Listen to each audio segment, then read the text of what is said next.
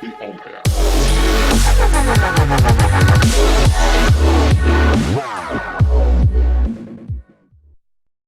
Hey guys, this is SPYN09 and today I'm ready with my suggestion video number 8 in my Storm 3 suggestion video series. But first I want to remind all of you that LeKtriQue are in fact watching my suggestion videos that I make.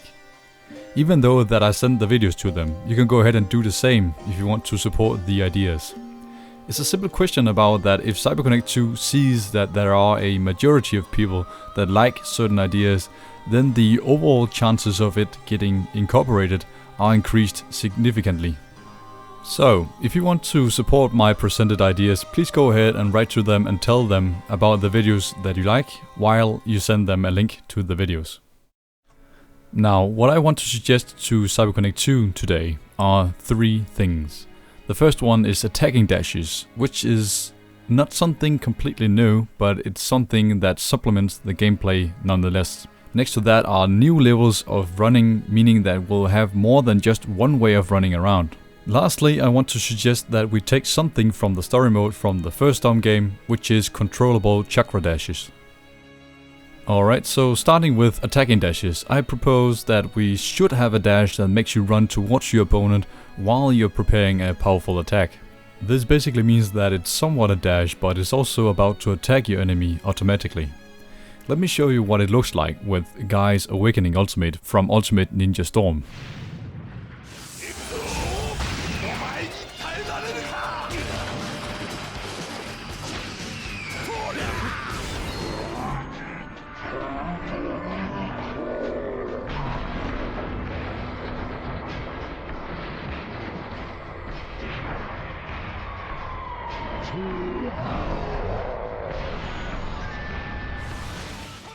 The conditions for attacking dashes are that they shouldn't be like counter-attack dashes as I have suggested in a previous suggestion video. Instead, the attacking dashes are meant as dashes that automatically start attacking as an alternative to only creating an opening. It should also not be a dash that is as fast as a counter-attack dash, because as I will get to in a moment, attacking dashes have a different strength.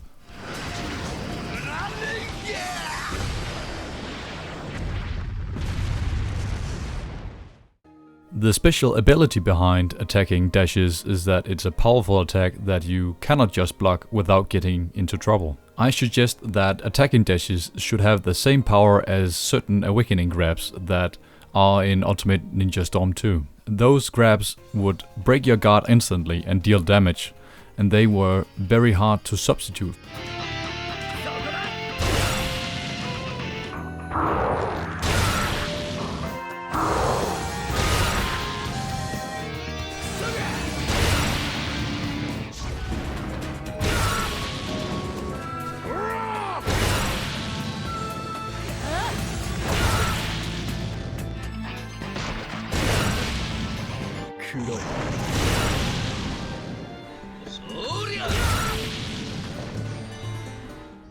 Since attacking dashes should be slower than counter-attack dashes, they should instead have a feature that says that they will have a longer range than counter-attack dashes.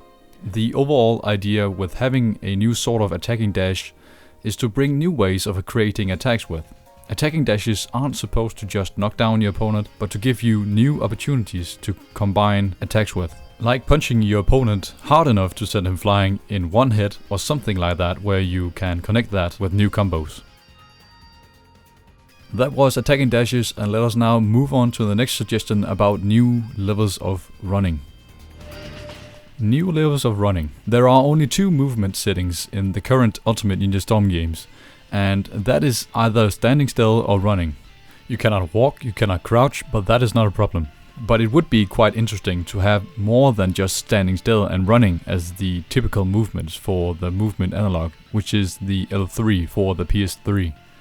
So I want to suggest new levels of running, like incorporating new sensitivity levels, where you can run at medium pace and fast pace, so you have new ways of running around on stages while fighting an opponent.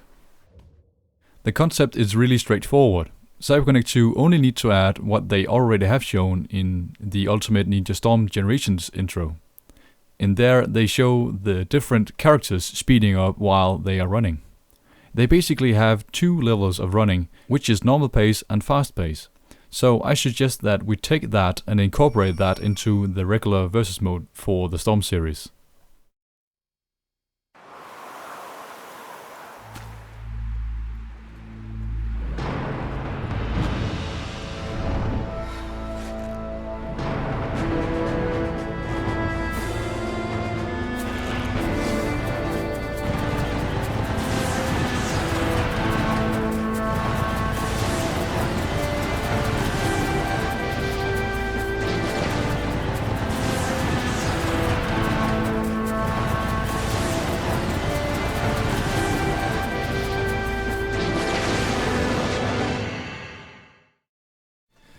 But it shouldn't only just be incorporated without having certain conditions to make it fit the overall gameplay. Therefore, I suggest that the new and faster run movement should have a slower startup animation and slowdown animation in order to make this feature less abused. It basically means that you have to think about where and when you want to use it, because you will become a bit vulnerable while using this new movement. But at the same time, if used correctly, you will be able to approach your enemy without having to use your chakra. This is actually where I would suggest something about a stamina bar, but I will wait with that until I have presented all different kind of mechanics I have yet to suggest, so it will be much easier for you to follow me through the ideas. I also have a quick suggestion for how the controls could be like. You use the standard movements as before. You simply tilt your analog in the direction that you want to run. When you want to use the double running speed, you could double flick your analog and hold it to maintain the pace. If you wish to stop, you simply just let go of your analog and your character will slow down and stop right after. If you don't follow me completely, look at the analog animation. You double point the analog and hold, which is fairly simple. Okay, let's move on to the next and last subject, which also is my favorite one. I believe this one to be very powerful and helpful during any match. It also fits with my previous suggestions, which is the best part. Anyway, I suggest that CyberConnect 2 should incorporate controllable chakra dashes from the Ultimate Ninja Storm story mode. For those who haven't had the chance of trying and experiencing it, it is a chakra dash you control yourself entirely, but it also depletes your chakra as a cost.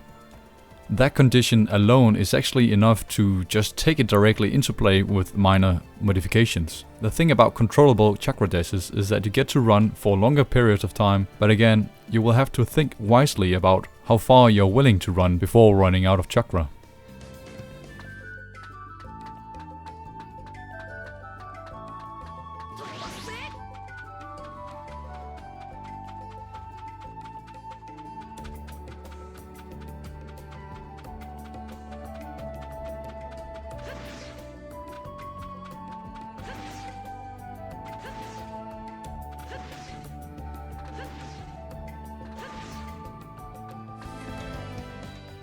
The thing I personally like about this feature is that it connects with large ninja jumps, meaning it's a tool that has the same purposes as large ninja jumps, but it gives you a chance of having diversity.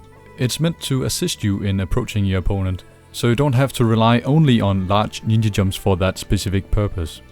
Again, I want to remind you that I'm also generally talking about having larger maps to make room for the more ninja-like attributes, so that we will have a game that can merge with the actual Naruto universe. That was what I wanted to suggest for movements in general, and next time it will be about the combat system itself, which I have been looking forward to suggest things for. Anyway, I'm SPYN09, and as always, thanks for watching.